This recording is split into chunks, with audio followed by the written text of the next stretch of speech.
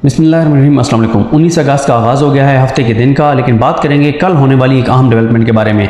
देखिए, मैंने आपको कल एक वीडियो में ये बताया था कि अब आपको जितने भी वो प्रो PMLN सहाफ़ी जो पहले एंटी इस्टेब्लिशमेंट हुआ करते थे, लेकिन जब इस्टेब्लिशमेंट और नून लीग एक पेज पर आए और इमरान खान को हटाकर उनको मुसल्लत किया गया, तो वो तमाम प्रो PMLN सहाफ़ी जो एंटी इस्टेब्लिशमेंट हुआ करते थे वो इतने शदीद प्रो इस्टेब्लिशमेंट हो गए कि वो इस्टेब्लिशमेंट पर सदक़ेवारी और कुर्बान जा रहे थे। और इस्टेब्लिशमेंट भी कहती थी कि हमारी आँख के तारे हैं, और टीवी चैनल्स पे भी इन सबको लिया जा रहा था, इनको बिठाया जा रहा था, इनको प्रमोट किया जा रहा था, सोशल मीडिया पे इनको प्रमोट किया जा रहा था, सब कुछ किया जा रहा था, पूरे वसाइल खर्च किए जा रहे थे इन लोगों की ब्रांडिंग करने के लिए।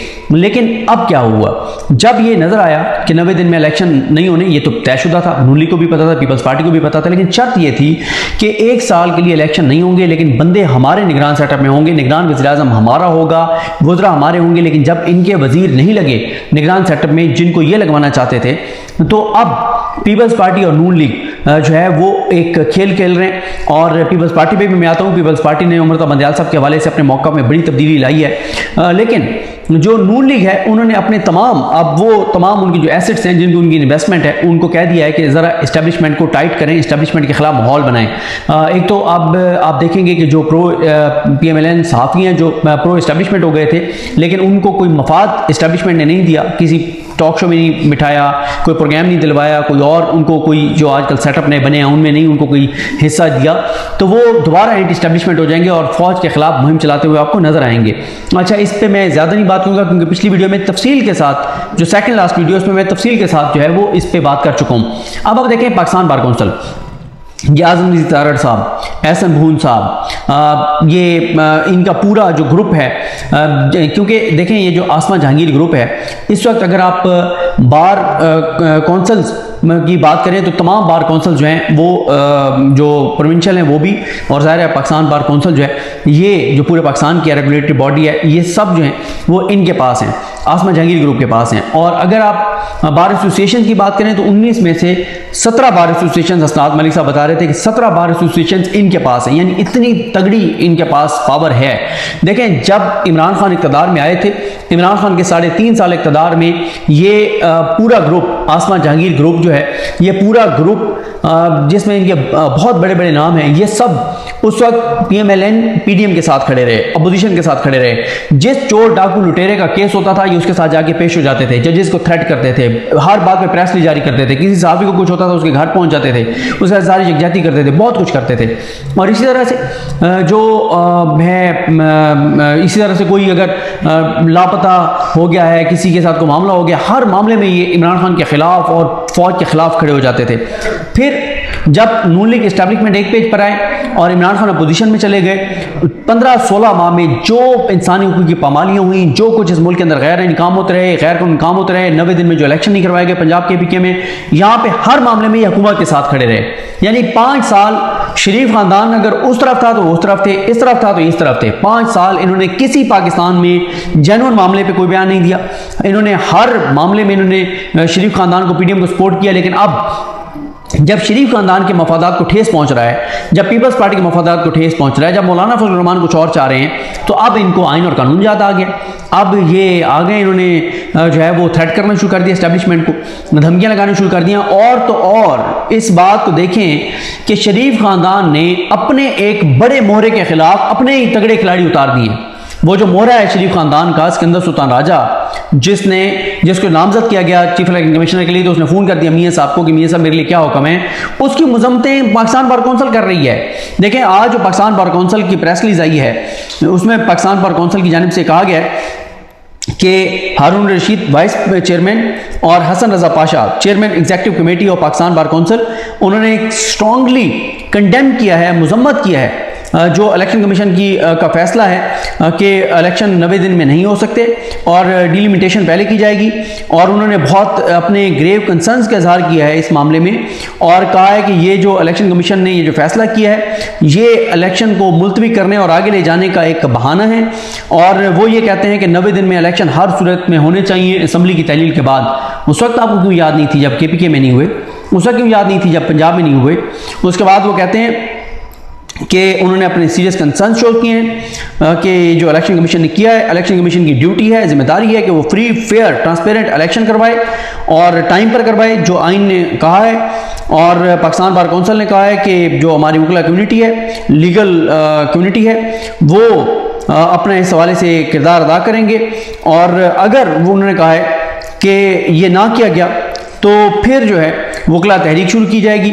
और उन्होंने कहा कि जनाब पाकिस्तान में पहले मुआशी तौर पे हालात ख़राब हैं और ये सारी चीज़ें हैं। अब देखें, ये वाज़े तौर पर शरीफ ख़ानदान पीछे बैठ के और मामलात कर रहा है। शरीफ ख़ानदान अब एक तो अपने हामी सहाफ़ियों के ज़रिए इस्टेब्लिशमेंट के ख़िलाफ़ कंपेन करवाएगा, पाकिस्तान बार काउंसिल को भी मैदान में उतारा जा रहा है ताकि ये वकला तहरीक चले इस्टेब्लिशमेंट के ख़िलाफ़। और साथ ही उसके अलावा इलेक्शन कमीशन की मजम्मत करवा रहे हैं। तो ये सारा कुछ ये करवा रहे हैं। अब इससे इलेक्शन होते हैं या नहीं होते, अगर इस्टेब्लिशमेंट ने फैसला किया कि इलेक्शन नहीं होने तो इलेक्शन तो नहीं होंगे, जो ये मर्जी कर लें। लेकिन इस चीज़ से अब आप देखेंगे अदम इस्तेकाम मजीद बढ़ेगा।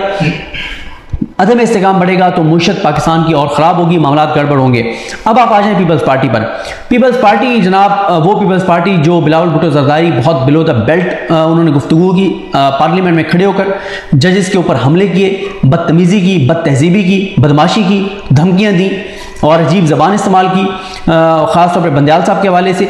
आज वो पीपल्स पार्टी अब बंदयाल साहब से मुतालबा करे कि बंदयाल साहब, सुप्रीम कोर्ट बार के आबिद ज़ुबैरी साहब ने जो आपके सामने पिटीशन दायर की है कि 90 दिन में इलेक्शन करवाए जाएं, उस पर आप फैसला दें। सर, हम आपके साथ खड़े हैं, बंदयाल साहब के साथ खड़े हैं।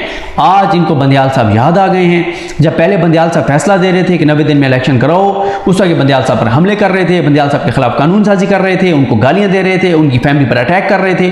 लेकिन इस बात पे तो बंदयाल साहब पे हम उन पर तनकीद करते हैं कि उनको कंटेम्प्ट ऑफ कोर्ट की प्रोसीडिंग करनी चाहिए थी। उन्होंने आला ज़रफ़ी दिखाई, उन्होंने नहीं की, लेकिन ये इस काबिल नहीं थे जिनके साथ उन्होंने आला ज़रफ़ी दिखाई है। लेकिन आज इनकी देखें कि उस उमरता बंदयाल से भीख मांग रहे हैं इलेक्शन की, जिस उमरता बंदयाल पे हमले किया करते थे और गालियां दिया करते थे, जिसको इन्होंने वीक किया। अदालत के अंदर से उसके खिलाफ इन्होंने तकसीम करवाई, बाहर से इन्होंने अटैक करवाए, मीडिया को इस्तेमाल किया, पार्लियामेंट को इस्तेमाल किया, कानून साजियाँ की। आज उस बंदयाल साहब की इनको ज़रूरत पड़ गई है कि उमरता बंदयाल साहब प्लीज़, रहम की अपील है, मेहरबानी करें, शफकत करें और इलेक्शन करवाएं 90 दिन के अंदर। उस उमरता बंदयाल साहब से ये भीख मांग रहे हैं।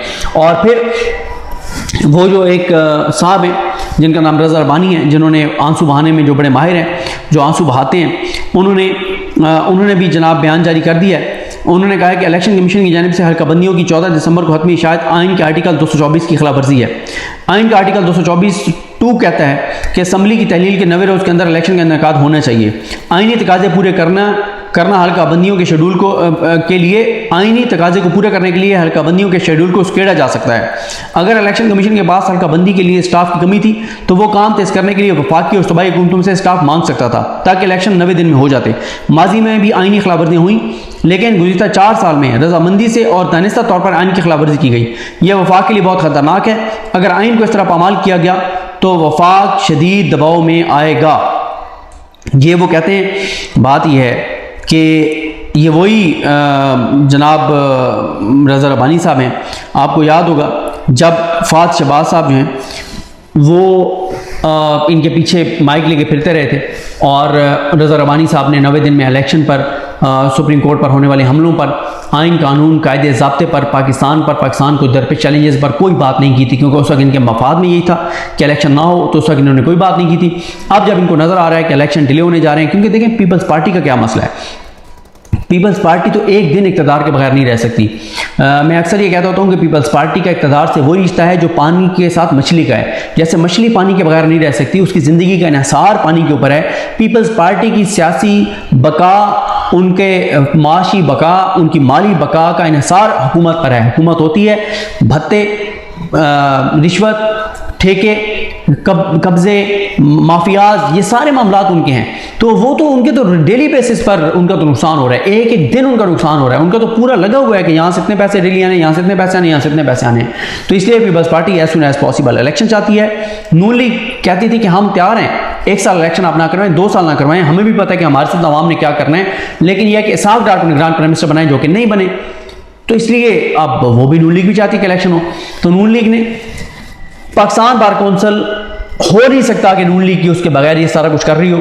नून लीग अब मीडिया के ज़रिए, सोशल मीडिया के ज़रिए और पाकिस्तान बार काउंसिल के ज़रिए, इनके ज़रिए इस्टेब्लिशमेंट को थ्रेट कर रही है, मजबूर कर रही है कि इस्टेब्लिशमेंट जो है वो इलेक्शन करवाए। अब इस्टेब्लिशमेंट इसका दबाव कितना लेती है नहीं लेती ये आने वाला वक्त बताएगा, लेकिन पाकिस्तान की इकॉनमी इसका दबाव ज़रूर लेगी। पाकिस्तान को मुआशी तौर पर इसका बहुत नुकसान होगा, अनसर्टेनिटी बढ़ेगी तो मईशत हमारी डिस्टर्ब होगी। तो ये सारी तफसीलात हैं। अल्लाह करीम पाकिस्तान पर रहम करे, अल्लाह ताला पाकिस्तान पर अपने करम करे। मुझे अपनी दुआ में याद रखें। अल्लाह हाफ़िज़।